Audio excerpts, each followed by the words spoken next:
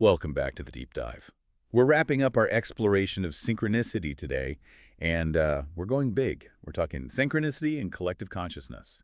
Yeah, this is where things get really interesting, Right. How synchronicity, something that feels so personal, could actually be connected to something much, much bigger than just us. Okay, so we've got David Wilcock's The Synchronicity Key and Sky Nelson Isaac's Living in Flow, and both of them touch on this concept of collective consciousness. But before we go any further, what exactly is collective consciousness? It's a pretty big idea. It is, yeah. It's basically this idea that our minds aren't just separate, like islands. They're actually all part of a larger network, all interconnected. Think about those moments, when something big happens in the world and everyone feels a sense of unity, or how a trend just explodes out of nowhere and everyone's suddenly talking about it. Those can be little glimpses of collective consciousness in action. So it's less like we're each our own radio station and more like sometimes we're all tuned into the same frequency, Yes. maybe with different levels of reception. Exactly. But what if that frequency isn't just us? What if it's something way bigger? Both Wilcock and Nelson Isaacs seem to suggest that. They hint that the universe itself might be conscious in some way, and that maybe our thoughts, well, they might not be as private as we think. Right. One of the sources actually talks about the research of a guy named Dr. James Spottiswoode, and he found that people's psychic abilities seemed to get stronger when they were aligned with the galactic center. Hold on, are we saying our thoughts can be influenced by, like, the stars? That's kind of wild. It is pretty wild, but that's what the data seems to show. And it makes you wonder, right? If we're all connected to this bigger consciousness, could that be the force behind some of the synchronicities we experience? So we're talking about, like, a universal mind, a cosmic web connecting everything and maybe even influencing those weird coincidences we call synchronicity. It's a lot to wrap my head around. It is, but when you start looking for evidence of this collective consciousness in action, you can see it all over the place. So where do we see that playing out in real life? Well, think about big societal shifts, the way technology just explodes onto the scene, like the internet or smartphones. It's almost like a collective aha moment ripples through humanity, and bam, sudden innovation, and everyone's adopting it. You're saying that wasn't just good marketing. It was like collective synchronicity driving that tech boom. It's something to think about, isn't it? And what about cultural moments? Like when some huge event happens and instantly people are forming online communities and movements. Yeah, like how a hashtag or meme can spread around the world in a flash. It's like a shared emotional response, even if something's happening on the other side of the planet. Exactly. Like we're all cells in this giant interconnected organism and we're all reacting to things together. So we're all connected, experiencing these synchronicities individually and collectively. But how does that collective consciousness actually shape history on a larger scale? That's where things get really interesting. Absolutely. One of our sources here, David Wilcock, his research really digs into this idea of historical patterns. And what he proposes is that history might not be linear, but cyclical. Meaning what we're experiencing today could actually be an echo of things that happened centuries ago. Wait, are you saying history repeats itself like we're all on some predetermined track? Not necessarily predetermined, but maybe there are certain patterns woven into, well, time itself. Wilcock points to the 160-year cycle of astrological ages. Okay, I'm going to need a little help with this one. What are astrological ages exactly, and how do they tie into history? So astrological ages are based on the way the Earth wobbles on its axis. It's very slow, but it causes the sun to appear in a different constellation at the spring equinox over like a really long time. Each age lasts about 2,460 years, and they're each associated with certain archetypes and themes. So is he saying those astrological influences actually shape what happens on Earth? Well, he's suggesting there are some pretty fascinating correspondences.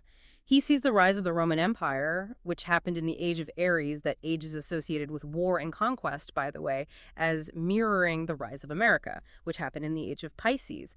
And Pisces is associated with spirituality and globalization. So specific events, like empires rising and falling, could be repeating through history, like a giant cosmic wheel turning through the ages. Exactly. And what's even crazier is that Wilcock finds all these similarities in the lives of leaders and the details of wars across these different eras. It's almost like certain patterns are playing out again and again. Okay, so we're all connected, our thoughts might be influenced by the stars, and history could be repeating itself. This is a lot to take in. But what I'm grappling with here is, if history is cyclical, does that mean everything's predetermined? Do we even have free will? That's the big question, isn't it? And honestly, there are some thinkers out there who believe we are just, puppets on strings, but Wilcock himself argues that free will is totally in play. So how do we reconcile those two ideas?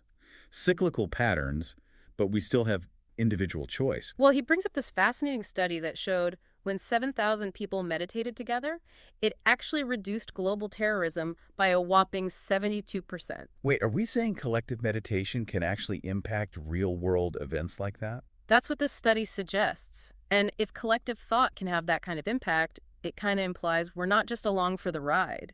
So even though there might be these bigger cycles happening, we still have the power to change the course of history. Exactly. That's the empowering part of all of this. We might be part of this larger web, but within that web, we have the ability to make choices, to steer things to some degree. Phew, that's a relief. Because for a second there, I was feeling like a character in a movie where the ending's already been written. I get it. It can be kind of daunting thinking about these larger forces, but the idea is by becoming aware of them, we can actually learn to work with them instead of against them. So instead of being trapped by fate, we can use this knowledge to make more conscious choices. Exactly. And that's where personal growth really comes into play. The more we understand ourselves, the more we evolve, and the more likely we are to make choices that align with our best selves. And maybe, just maybe, influence the collective consciousness in a positive way. So it's not about being swept along by the current. It's about learning how to, like, surf the waves. Yeah. I like that. This is powerful stuff, but how does it actually work? How do we tap into this collective consciousness and maybe even nudge it in a better direction? That's where things get really exciting because it's not just about understanding these forces, it's about actively participating in them. Okay, I'm ready. Tell me more. All right, well, let's bring in what Sky Nelson Isaacs has to say. He offers some really practical tools for aligning with what he calls flow. And that flow, he says, can actually amplify our experience of synchronicity. So we're not just passively receiving these synchronicities. We can actually cultivate them. This is getting good. Tell me everything. So Nelson Isaacs, he lays out this process he calls LORAX. It stands for listen, open, reflect, release, act, and X repeat. Lorax. I love it. Sounds like a recipe for magic. It kind of is. But it's based on the idea that when we become more aware of what's around us, more open to new possibilities, and more willing to just act on our intuition, well, that creates the conditions for synchronicity to really flourish. So it's not about forcing things to happen. It's more about being in sync with the universe Yeah, and recognizing those opportunities when they pop up. exactly. He gives this example of a broken hot tub at a retreat he was at. And he was bummed at first, but then he just decided to listen to his surroundings.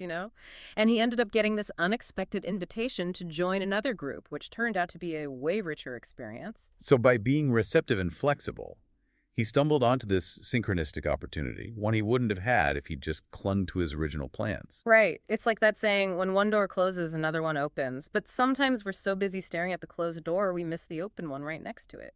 This makes me think of all the times I've been so fixated on a specific outcome that I totally missed out on other things that could have been even better. Like I was trying to, force the universe to fit my agenda instead of being open to what it was trying to show me. That's something we all do. We come at life with this rigid plan, try to control every little thing. But what if we tried a more, flexible approach, more flow-like? What if we let ourselves be guided by intuition and synchronicity, even if it takes us down a different path than we expected? It's a little scary to think about, honestly. Letting go of control and trusting that the universe, it's got a plan for me, even if it doesn't look the way I pictured it. It takes a leap of faith, for sure. But think about it this way. If the universe is this conscious entity, and synchronicity is its way of communicating with us, wouldn't it make sense to try to learn its language? Okay, yeah. I'm starting to see the appeal. But how does all this tie back to collective consciousness? If we're all connected, does that mean our individual choices can actually affect, the bigger flow of things? That's the really fascinating part. If we're all part of the same web, then even our little actions can ripple outward and, influence the whole thing. It's like the butterfly effect, but on a conscious level. So by being in flow, being open to synchronicity, we might not only be improving our own lives, but also contributing to a more, positive reality for everyone. That's the hope. Nelson Isaacs uses this simple example of choosing a restaurant with a group of people. Seems mundane, right? But if you're open to what everyone needs and wants, maybe even consider a place you wouldn't normally pick, you can actually create a way better experience for the whole group. It's like we're each these little microcosms of the bigger collective. If we can find harmony and flow in our own little groups, maybe that can spread out and help create a more harmonious world. Right. It's about recognizing that we're not just isolated individuals, we're interconnected parts of something way bigger. Our choices matter, not just for us, but for everyone around us. This is really shifting my perspective. It's making me think about my own role in all of this, how I can contribute to a better future. But honestly, it's also a little overwhelming. If my choices can have such a big impact, what if I make the wrong ones? I hear you. That's a valid concern. But Nelson Isaacs, he talks about the importance of what he calls inner knowing.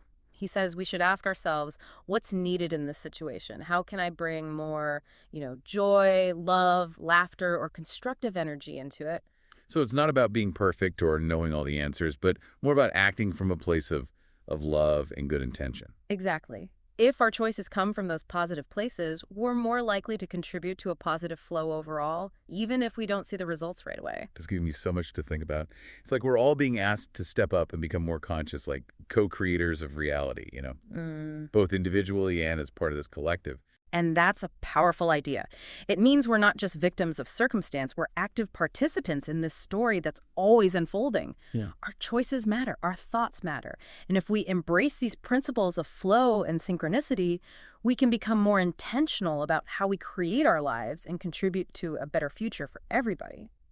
This whole idea of aligning with flow to create more synchronicity, personally and collectively, it's really hitting home for me. But I'm curious about something. We were talking earlier about David Wilcock and his research into those historical cycles. How does that fit in with this idea of personal choice and collective flow? Can we break free from those cycles, or are we just doomed to repeat the same patterns over and over? That's the question, isn't it? It really gets to the heart of it all. Wilcock's research suggests that, yeah, these cycles exist, but they're not necessarily fixed. He believes we can actually change the story. So it's not like we're stuck in some pre-written play. Right. He uses this analogy of a movie. Like, we might be given a script, but we don't have to follow it exactly. We can improvise. We can make choices that lead to a different ending. Okay, so how do we do that? How do we become more than just, actors in somebody else's movie? This is where things get really interesting, because it's where personal growth and collective consciousness really come together. Wilcock argues that the more we evolve as individuals, the more we contribute to a collective shift in consciousness. And as more and more people wake up to these patterns and start making different choices, well, the whole trajectory of the cycle can change. So it's like a feedback loop. What we do individually affects the collective, and that then influences the direction of, everything. Exactly. It's this dynamic process. And Wilcock thinks that synchronicity itself might be a key part of that feedback system. Okay, so those weird coincidences, those synchronicities, they could actually be like nudges from the universe. Little hints pushing us towards choices that align with a better timeline. That's the idea. He believes that if we pay attention to those synchronicities and act on those insights they give us, we can become more conscious co-creators of our reality, both for ourselves and for the whole collective. Wow.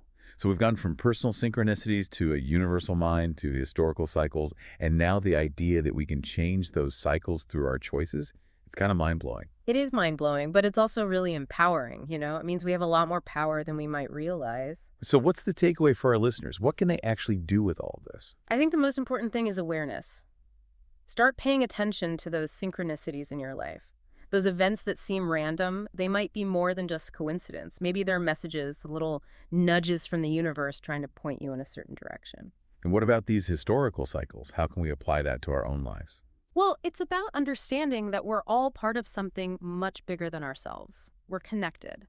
And our choices, they have ripple effects. So if we want to see a more positive future, well, we need to start making choices that are aligned with that vision. So it's about becoming more conscious, more intentional with every choice we make, big or small. Exactly. And remember, those choices, you're not making them in a vacuum. We're all influencing each other all the time. So when you raise your own consciousness, you're contributing to a collective shift. It's like a rising tide that lifts all boats.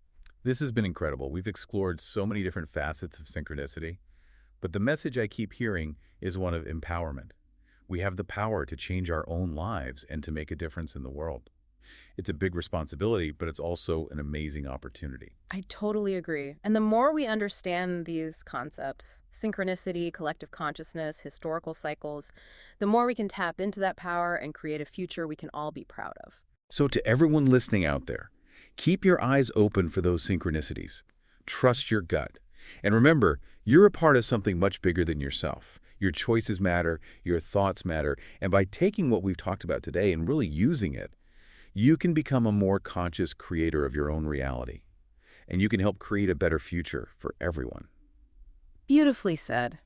Thanks for joining us on this deep dive. Until next time, keep exploring, keep wondering, and remember, you are not alone. Follow Synchronicity Keys with Cecilia. For me, synchronicity isn't just a concept. It's the rhythm I walk, the breath I live. Now, let's delve into its hidden mechanics together, uncover the unseen forces at play, and align with the flow to co-create a reality shaped by synchronicity.